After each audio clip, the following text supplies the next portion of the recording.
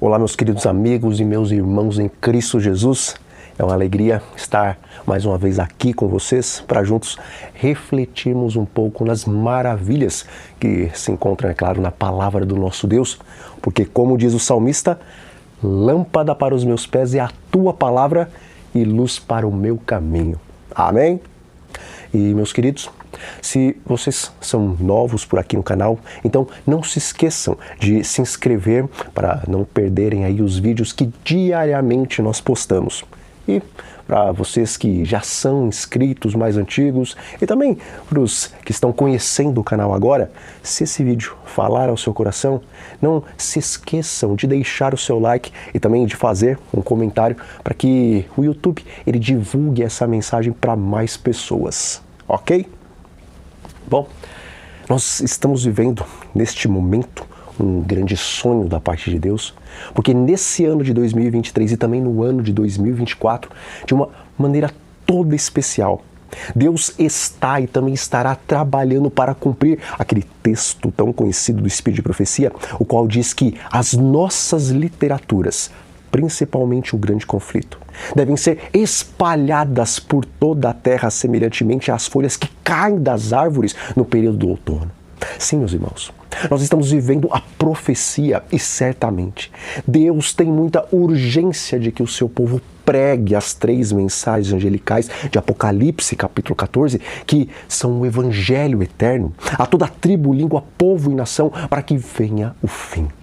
Contudo, vamos refletir hoje um pouco no que está escrito lá no capítulo 10 do livro de Mateus, porque ali o Senhor Jesus nos mostra que, por mais que devemos nos unir para darmos uma mensagem direta e urgente ao mundo, antes, nós precisamos dar uma mensagem direta e urgente às ovelhas perdidas da casa de Israel. E diz a palavra de Deus: Jesus enviou esses 12 dando-lhes as seguintes instruções: não tomem o caminho que leva aos gentios, nem entrem nas cidades dos samaritanos, mas, de preferência, procurem as ovelhas perdidas da casa de Israel.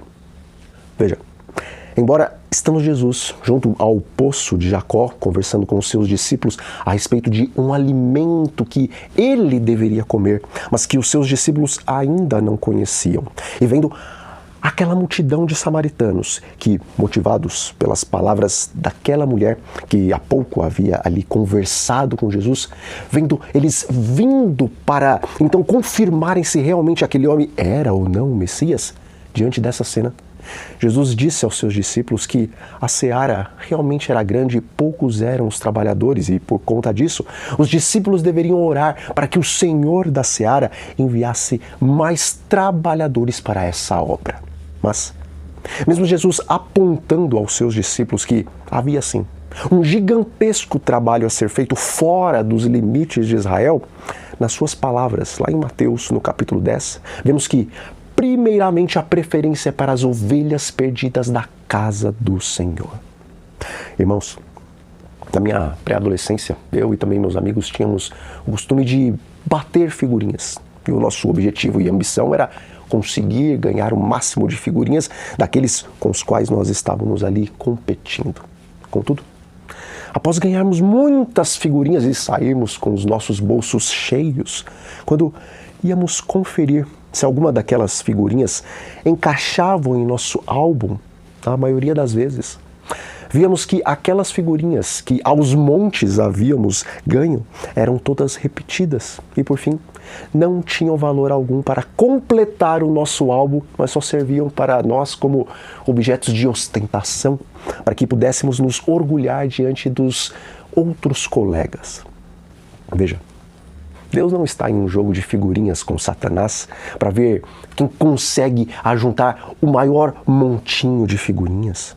Deus, meus queridos, muito mais do que uma grande quantidade de membros que não tem serventia, a não ser para serem lançados fora na grande sacudidura, Ele quer completar o seu álbum, ou seja, Ele quer formar um grupo de cristãos irrepreensíveis diante dele, de modo que possa derramar abundantemente o Espírito Santo como chuva serôdia sobre estes, a fim de que eles venham a dar um alto clamor da verdade, para que todos os sinceros, que se encontram lá em Babilônia, que são milhões e milhões. Escutem o chamado do bom pastor e abandonem os seus apriscos corrompidos para se juntarem ao verdadeiro aprisco, o aprisco remanescente dos últimos dias. Meus queridos, devemos fazer sim um evangelismo mais agressivo, se assim podemos dizer. Contudo, mais importante, nesse momento, do que um grande evangelismo para aqueles que não conhecem a verdade presente, é darmos primeiramente um alto clamor dentro da igreja remanescente, chamando os mornos a arrependerem-se dos seus pecados e a voltarem à prática das primeiras obras, porque Deus não quer remover o castiçal dessas pessoas do seu lugar, mas Ele quer reacender o fogo que está quase se apagando, para que Ele tenha um povo, ainda que pequeno, mas que seja celoso de boas obras e esclarecido na verdade presente, esclarecido na grande luz que o Senhor nos entregou nesses últimos dias. E Jesus continuou então com suas palavras aos seus discípulos. E ele disse o seguinte a respeito das ovelhas perdidas da casa de Israel: indo pelo caminho, preguem que está próximo o reino dos céus. Curem enfermos, ressuscitem mortos, purifiquem leprosos, expulsem demônios.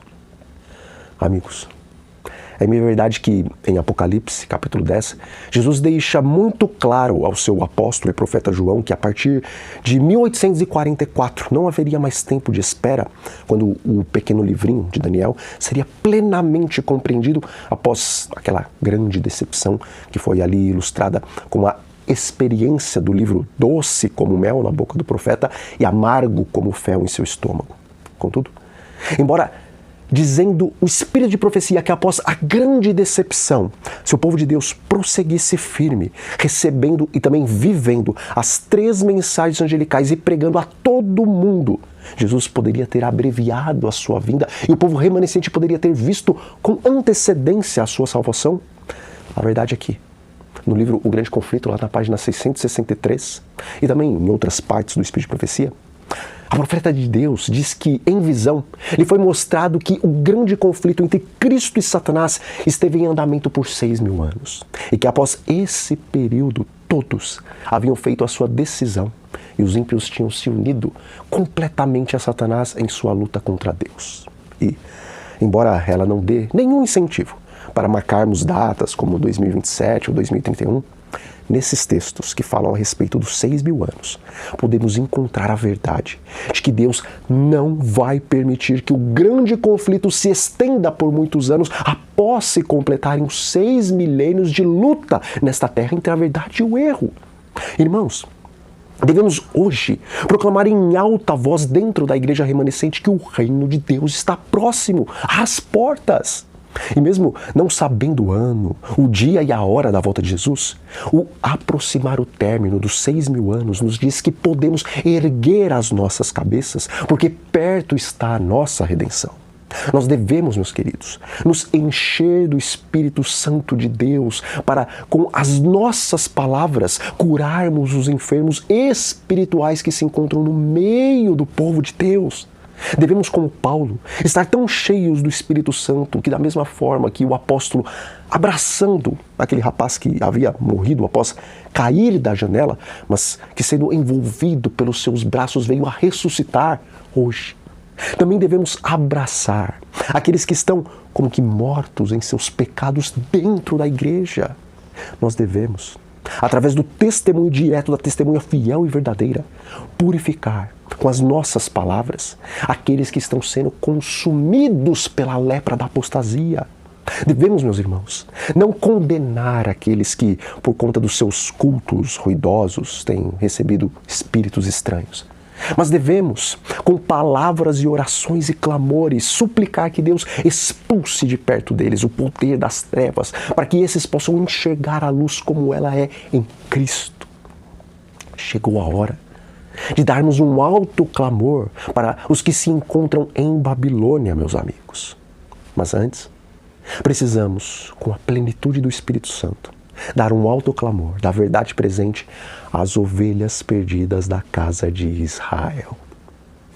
Bom, nós vamos ficando por aqui. Mas antes, eu convido os irmãos a orarem comigo.